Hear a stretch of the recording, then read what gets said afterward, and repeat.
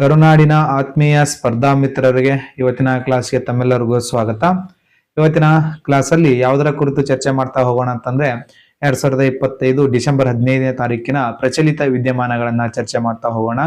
Daily current affairs ಗಳನ್ನ ಕ್ಲಾಸ್ಗಳಲ್ಲಿ ಮಾಡಿ ಹಾಕಲಾಗುತ್ತದೆ. ಆದಷ್ಟು ಸಪೋರ್ಟ್ ಮಾಡಿ, ನಿಮ್ಮ ಸ್ನೇಹಿತರಿಗೂ ಶೇರ್ ಮಾಡ್ತಾ ಹೋಗಿ.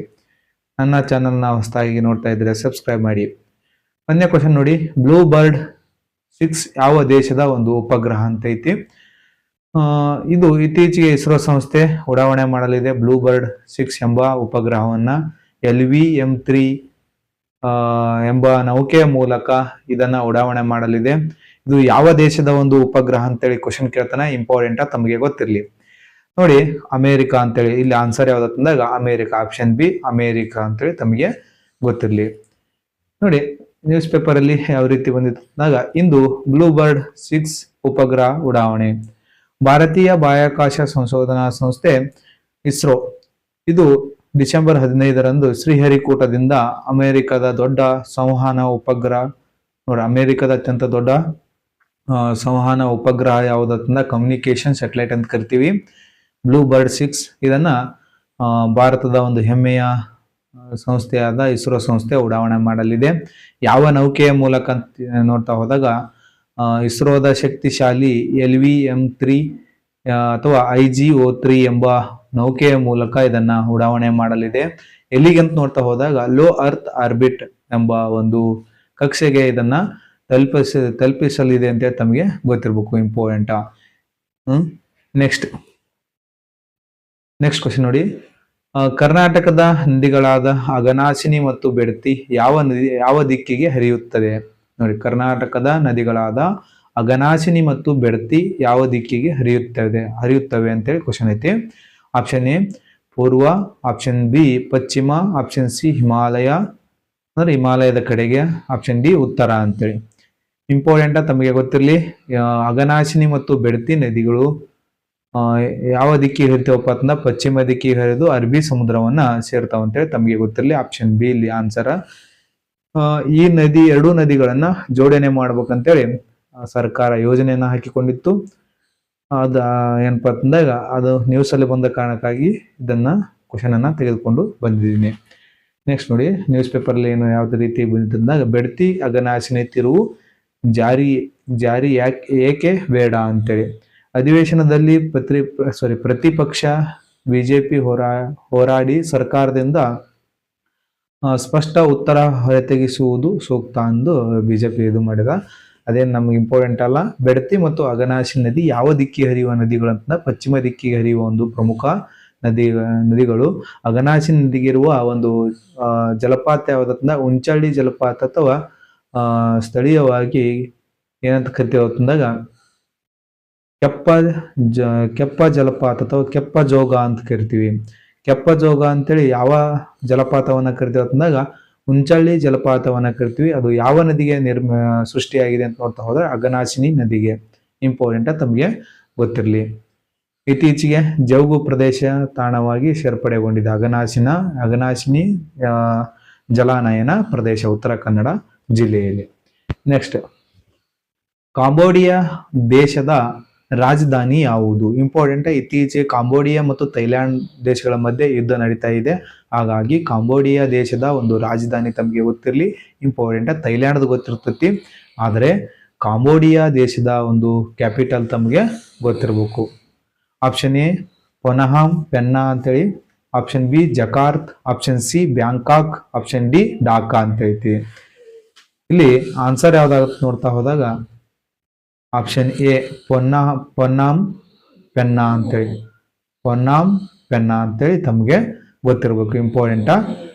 ಕಾಂಬೋಡಿಯಾ ದೇಶದ ಒಂದು ರಾಜಧಾನಿ ಅಂತೇಳಿ. ಜಕಾರ್ತ್ ಯಾವ ದೇಶದ ರಾಜಧಾನಿ ಅಂತ ನೋಡ್ತಾ ಹೋದ ಇಂಡೋನೇಷ್ಯಾದ ರಾಜಧಾನಿ. ಬ್ಯಾಂಕಾಕ್ ಇದು ಥೈಲ್ಯಾಂಡ್ ದೇಶದ ರಾಜಧಾನಿ. ಢಾಕಾ ಬಾಂಗ್ಲಾದೇಶದ ರಾಜಧಾನಿ ಅಂತೇಳಿ ತಮಗೆ ಗೊತ್ತಿರಲಿ. ನೋಡಿ, ಥೈಲ್ಯಾಂಡ್ ಮತ್ತು ಕಾಂಬೋಡಿಯಾ ಗಡಿ ಸಂಘರ್ಷ ತಾರಕಕ್ಕೆ ಅಂದ್ರೆ ಅಲ್ಲಿ ನೋಡಿ 90 ಯೋಧರು ಮರಣ ಹೊಂದಿದಾರ, 12 ನಾಗರಿಕರು ಸಾವನ್ನ ಒಪ್ಪಿದಾರ. ಗಡಿಗಳಲ್ಲಿನ 5 ಲಕ್ಷ ಮಂದಿ ಸ್ಥಳಾಂತರಗೊಂಡಿದ್ದಾರೆ. ದೇಗುಲ ವಿವಾದದಿಂದ ಈ ಯುದ್ಧ ಆರಂಭವಾಗಿದೆ. ಕಾರಣ ಏನು ನೋಡಿ ಕ್ವಶನ್ ಕೇಳ್ಬೋದು. ಥೈಲ್ಯಾಂಡ್ ಮತ್ತು ಕಾಂಬೋಡಿಯಾ ಮಧ್ಯೆ ಯುದ್ಧ ನಡೆಯಕ್ಕೆ ಮುಖ್ಯ ಕಾರಣ ಏನಂತ ಕ್ವಶನ್ ಕೇಳಬಹುದು. ಇಂಪಾರ್ಟೆಂಟ್.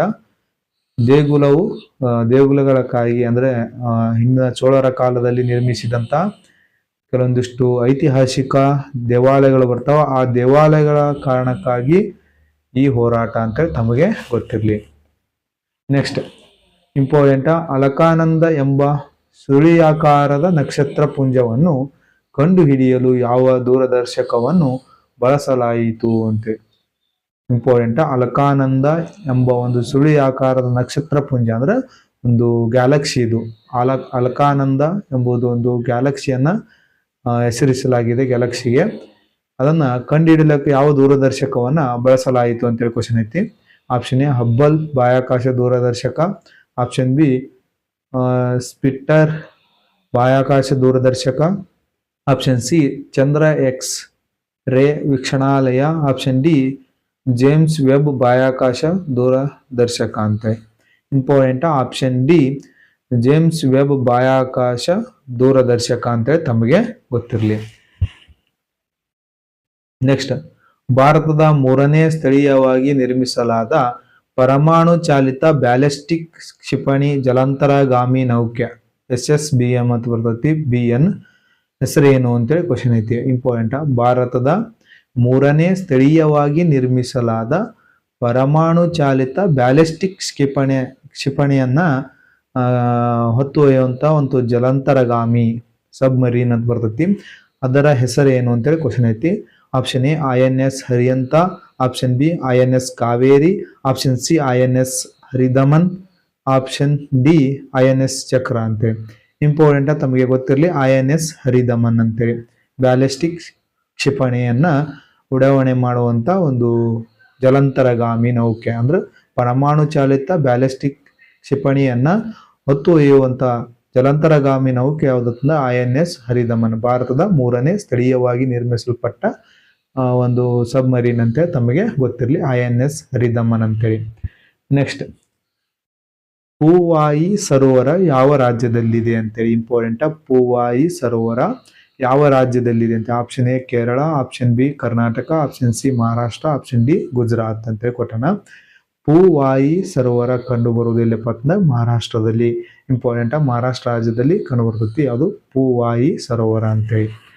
ನೆಕ್ಸ್ಟ್, ಭಾರತದ ಯಾವ ಪ್ರದೇಶದಲ್ಲಿ ಇತ್ತೀಚೆಗೆ ಡೊಲೊಮೆಡಿಸ್ ಇಂಡಿಕಸ್ ಎಂಬ ಹೊಸ ಜೇಡ ಪ್ರಭೇದ ಪತ್ತೆಯಾಗಿದೆ ಅಂತೇಳಿ. ನೋಡಿ, ಒಂದು ಜೇಡ ಪತ್ತೆ ಆದರೂ ನಾವು ಓದ್ಕೋಬೇಕು. ಇಂಪಾರ್ಟೆಂಟ್. ಅದು ಹೊಸ ಪ್ರಭೇದ, ಒಂದು ಯೂನಿಕ್ ಸ್ಪೀಸೀಸ್ ಅಂತ ಇರ್ತಾವ, ಅದಕ್ಕಾಗಿ ಇಂಪಾರ್ಟೆಂಟ್. ಅವುಗಳನ್ನ ನಾವು ನೋಡ್ಕೋಬೇಕು. ಡೊಲೊಮೆಡಿಸ್ ಇಂಡಿಕಸ್ ಎಂಬ ಹೊಸ ಪ್ರಭೇದ ಜೇಡ ಪ್ರಭೇದ ಪತ್ತೆಯಾಗಿದೆ. ಅದು ಎಲ್ಲಿ ಕಂಡು ಬಂದಿದೆ ಅಂತೇಳಿ ತಮಗೆ ಗೊತ್ತಿದೆ. ಯಾವ ಪ್ರದೇಶದಲ್ಲಿ ಅಂತ ಕ್ವಶನ್ ಕೇಳೋಣ. ಆಪ್ಷನ್ ಎ ಪಶ್ಚಿಮ ಘಟ್ಟ, ಆಪ್ಷನ್ ಬಿ ಈಶಾನ್ಯ, option C Ladakh, option D ಪೂರ್ವ ಘಟ್ಟ. ಇಲ್ಲಿ ಆನ್ಸರ್ ಯಾವ್ದಾಗ್ತದೆ ನೋಡ್ತಾ ಹೋದಾಗ ಆಪ್ಷನ್ ಎ ಪಶ್ಚಿಮ ಘಟ್ಟಗಳು. ಪಶ್ಚಿಮ ಘಟ್ಟಗಳಲ್ಲಿ ಈ ಡೊಲೊಮೆಡಿಸ್ ಇಂಡಿಕಸ್ ಎಂಬ ಒಂದು ಜೇಡ ಪ್ರಭೇದ ಕಂಡು ಬಂದಿದೆ ಅಂತ ತಮಗೆ ಗೊತ್ತಿರಲಿ. ಇಂಪಾರ್ಟೆಂಟ್. ಡೈರೆಕ್ಟ್ ಕ್ವಶನ್ ಕೇಳಬಹುದು ಹಿಂಗೆ, ಡೊಲೊಮೆಡಿಸ್ ಇಂಡಿಕಸ್ ಎಂಬ ಒಂದು ಜೇಡ ಪ್ರಭೇದ ಎಲ್ಲಿ ಕಂಡು ಬಂದದ್ದು? ಪಶ್ಚಿಮ ಘಟ್ಟಗಳಲ್ಲಿ. ಇದೊಂದು ಡೊಲೊಮೆಡಿಸ್ ಇಂಡಿಕಸ್ ಅನ್ನೋದು ಒಂದು ಜೇಡ ಪ್ರಭೇದ ಅಂತ ತಮಗೆ ಗೊತ್ತಿರಲಿ. ನೆಕ್ಸ್ಟ್ ನೋಡಿ, ನದಿ ಕುರುಡುತನ ಎಂದು ಕರೆಯಲ್ಪಡುವ ಅಕೋಸೆರ್ಸಿಯಾಸಿಸ್ ಮತ್ತು ಅನ್ನು ತೊಡೆದು ಹಾಕಲು ಆಫ್ರಿಕನ್ ಪ್ರದೇಶದಲ್ಲಿ ಮೊದಲ ದೇಶ ಯಾವುದು ಅಂತೇಳಿ ಕ್ವಶನ್ ಐತಿ. ಇಂಪಾರ್ಟೆಂಟ್. ತಮಗೆ ಗೊತ್ತಿರ್ಬೇಕು. ನೋಡಿ, ನದಿ ಕುರುಡುತನ ಎಂದು ಕರೆಯಲ್ಪಡುವ ಅಕೋರ್ಸಿಯಾಸಿಸ್ ಅನ್ನು ತೊಡೆದು ಹಾಕಲು ಆಫ್ರಿಕನ್ ಪ್ರದೇಶದಲ್ಲಿ ಮೊದಲ ದೇಶ ಯಾವುದು ಅಂತೇಳಿ. Option A Niger, option B Rwanda, option C Algeria, option D Ethiopia. Important. ತಮಗೆ ಗೊತ್ತಿರಲಿ ನೈಜರ್. ನೈಜರ್ನಲ್ಲಿ ಅಕೋಸೆರ್ಸಿಯಾಸಿಸ್ ಅನ್ನು ತೊಡೆದು ಹಾಕಲು ಆಫ್ರಿಕನ್ ಪ್ರದೇಶದಲ್ಲಿ ಇದನ್ನು ಏನಪ್ಪಾ ಅಂತಂದ್ರೆ ನೈಜರ್ ದೇಶ ಇದನ್ನ ಕೈಗೊಂಡಿದೆ ಅಂತ ತಮಗೆ ಗೊತ್ತಿರಲಿ. ನೆಕ್ಸ್ಟ್, ರಾಮ್ಗಢ್ ವಿಸ್ದಾರಿ ಹುಲಿ ಅಭಯಾರಣ್ಯ ಯಾವ ರಾಜ್ಯದಲ್ಲಿದೆ ಅಂತೇಳಿ. ಮಹಾರಾಷ್ಟ್ರ, ಗುಜರಾತ್, ಕೇರಳ, ರಾಜಸ್ಥಾನ ಅಂತೇಳಿ ಕೊಟ್ಟಣ. ಇಲ್ಲಿ ಆನ್ಸರ್ ಯಾವ್ದಾಗುತ್ತೆ ನೋಡ್ತಾ ಹೋದಾಗ ಇಂಪಾರ್ಟೆಂಟ್. ರಾಜಸ್ಥಾನ ಅಂತೇಳಿ ತಮಗೆ ಗೊತ್ತಿರಲಿ. ರಾಮ್ಗಢ ವಿಸ್ತಾರಿ ಹುಲಿ ಅಭಯಾರಣ್ಯ ಎಲ್ಲಿ ಕಂಡು ಬರ್ತದ? ರಾಜಸ್ಥಾನದಲ್ಲಿ. ನೆಕ್ಸ್ಟ್, ಇತ್ತೀಚೆಗೆ ಪಾಟ್ನಾದ ರಾಷ್ಟ್ರೀಯ ತಂತ್ರಜ್ಞಾನ ಸಂಸ್ಥೆ NITಯಲ್ಲಿ ಗುರುತಿಸಲಾದ ಕೆಂಪು ಎದೆಯ ಪ್ಯಾರಾಕಿಟ್ನ IUCN ಸಂರಕ್ಷಣಾ ಸ್ಥಿತಿ ಏನು ಅಂತೇಳಿ ಕೇಳೋಣ. ಇಂಪಾರ್ಟೆಂಟ್ ನೋಡಿ. ಇತ್ತೀಚೆಗೆ ಪಾಟ್ನಾದ ರಾಷ್ಟ್ರೀಯ ತಂತ್ರಜ್ಞಾನ ಸಂಸ್ಥೆಯಲ್ಲಿ ಗುರುತಿಸಲಾದ ಕೆಂಪು ಎದೆಯ ಪ್ಯಾರಾಕಿಟ್ IUCN ಸಂರಕ್ಷಣಾ ಸ್ಥಿತಿ ಏನು ಅಂತೇಳಿ ಕ್ವಶನ್ ಐತಿ. ಆಪ್ಷನ್ ಎ ಅಳಿವಿನಂಚಿನಲ್ಲಿರುವ, ಆಪ್ಷನ್ ಬಿ ತೀವ್ರ ಅಳಿವಿನಂಚಿನಲ್ಲಿರುವ, ಆಪ್ಷನ್ ಸಿ ಕನಿಷ್ಠ ಕಾಳಜಿ, ಆಪ್ಷನ್ ಡಿ ಅಪಾಯದಂಚಿನಲ್ಲಿರುವ.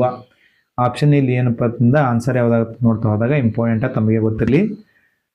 ಯಾವುದಪ್ಪ ಅಂತಂದಾಗ ಆಪ್ಷನ್ ಡಿ ಅಪಾಯದಂಚಿನಲ್ಲಿರುವ ಒಂದು ಪ್ರಭೇದ ಅಂತ ತಮಗೆ ಗೊತ್ತಿರಲಿ. ಇಂಪಾರ್ಟೆಂಟ್. ಇವತ್ತಿನ ಕ್ಲಾಸ್ ಏನಪ್ಪ ಅಂತಂದಾಗ ಇಷ್ಟ ಆಗಿರುತ್ತೆ ಸ್ನೇಹಿತರೆ. ನೆಕ್ಸ್ಟ್ ನಾಳೆಯ ಕರೆಂಟ್ ಅಫೇರ್ಸನ್ನು ನಾವು ಚರ್ಚೆ ಮಾಡ್ತಾ ಹೋಗೋಣ. ಆದಷ್ಟು ಸಪೋರ್ಟ್ ಮಾಡಿ, ನಿಮ್ಮ ಸ್ನೇಹಿತರಿಗೂ ಶೇರ್ ಮಾಡ್ತಾ ಹೋಗಿ. ಡೈಲಿ ಕರೆಂಟ್ ಅಫೇರ್ಸ್ ಅಪ್ಡೇಟ್ ಮಾಡೋದ್ರಿಂದ ನೀವು ಡೈಲಿ 10 ರಿಂದ 20 ನಿಮಿಷ ನನ್ನ ವಿಡಿಯೋಗೆ ಟೈಮನ್ನು ಕೊಟ್ಟರೆ ಡೈಲಿ ಕರೆಂಟ್ ಅಫೇರ್ಸ್ ಕವರ್ ಆಗುತ್ತಾ. ಮುಂಬರುವ ಎಲ್ಲ ಸ್ಪರ್ಧಾತ್ಮಕ ಪರೀಕ್ಷೆಗಳಿಗೆ ಈ ವಿಡಿಯೋಗಳು ಅನುಕೂಲವಾಗಲಿದೆ. Thank you so much.